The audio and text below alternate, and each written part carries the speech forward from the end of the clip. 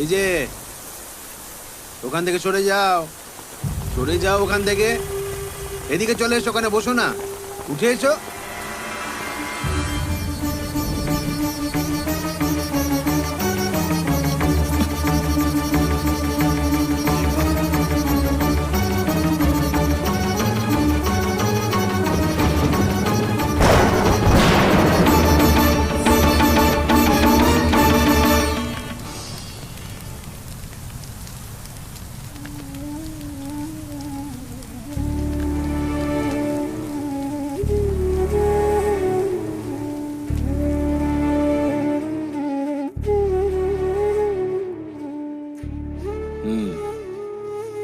তুমি মাকে ফেরত চাও?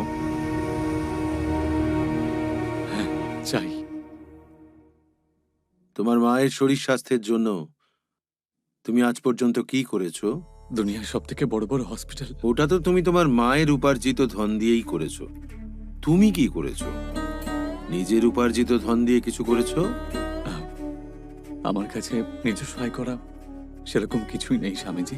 যদি থাকতো? যদি হতো তাহলে খরচ করতাম। সমস্ত ধন খরচ করতে?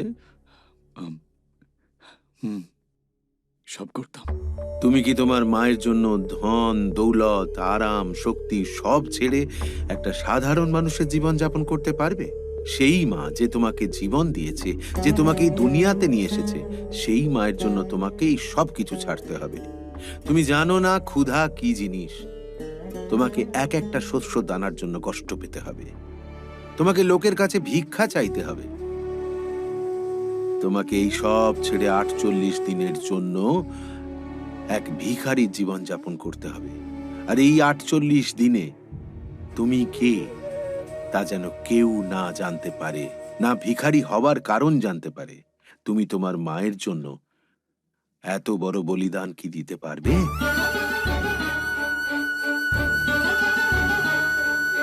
যদি আমি এরকম করি তাহলে কি আমার মা ঠিক হয়ে যাবে স্বামীজি?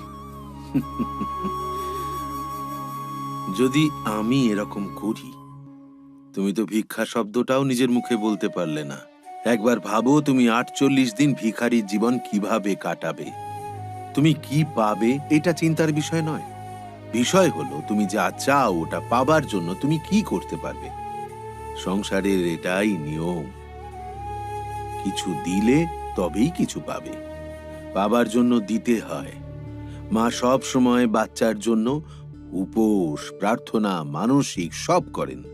কখনো বাচ্চার উন্নতি, কখনো স্বাস্থ্য, কখনো বিয়ে, তো কখনো তাদের খুশির জন্য মা সব কিছু ত্যাগ করেন। খালি পায়ে মন্দিরে গিয়ে মাথা ঠোকেন। নিজের কাছে পয়সা না থাকলেও দান দেন। কিন্তু মা কখনো কোনোদিন তোমার মতো প্রশ্ন করেন না। কারণ মায়ের কাছে তার সন্তান শুধুমাত্র সন্তান হয় না, বরং তার জীবন হয়। যদি তুমিও তোমার মাকে ওইভাবে ভালোবাসো, তাহলে তুমি সেটাই করবে যেটা আমি বলছি। মনে রেখো, ওই ৪৮ দিনে তোমার আসল পরিচয় আশেপাশের কোনো মানুষ যেন জানতে না পারে। তুমি লোকের কাছে ভিক্ষা চাইবে, কিছু নিজের জন্য রাখবে, আর বাকি যাবতীয় ভগবানকে অর্পণ করে দেবে। প্রতিদিন সকালে তোমার হাত শূন্য হওয়া দরকার। করতে পারবে?